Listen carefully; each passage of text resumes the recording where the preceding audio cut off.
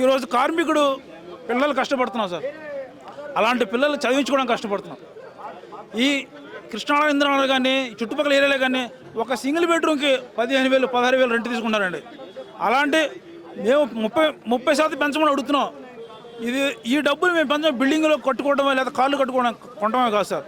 రెంట్లు కట్టుకోవడం చచ్చిపోతున్నాం సార్. పిల్లల్ని పోషించలేకపోతున్నాం. దయచేసి హీరోలందరూ మా బాధ వ్యక్తపరుస్తున్నాం, అర్థం చేసుకోవాలని కోరుతున్నాం. ఈరోజు చర్చలకి మా మెగాస్టార్ చిరంజీవి గారు దయచేసి అర్థం చేసుకుంటారని అన్నదాకా వెళ్ళిద్దని మేము కడుపు చించుకొని అడుగుతున్నాం. అన్నయ్య మీ దాకా రావాలి, మీరు చూడాలి. మీరు ఇండస్ట్రీకి వచ్చిన కొత్తలో ఎలా ఉందో పరిస్థితులు మీరు అర్థం చేసుకున్నారు. ఇప్పటికీ అర్థం చేసుకోవాలి. ఇప్పుడున్న పరిస్థితులకి చాలా మారిపోయినాయి అన్నయ్య. మీరు ప్రజల్లోకి రావాలి, అర్థం చేసుకోవాలి. అన్నయ్య తమ్ముడు పవన్ కళ్యాణ్ గారు ఇండస్ట్రీ ఉన్న రోజులు హ్యాపీగా అందరం బాగున్నారు, కార్మికులందరూ. ఎందుకంటే అన్నయ్య కష్టసాలు చూస్తున్నాడు పవన్ కళ్యాణ్ గారు. ఈరోజు పవన్ కళ్యాణ్ గారు ఇండస్ట్రీ నుంచి వెళ్ళిపోయి ఆంధ్రప్రదేశ్ ఉప ముఖ్యమంత్రి జాయిన్ అయ్యారు. అక్కడ జనాలు చూసుకున్నారు.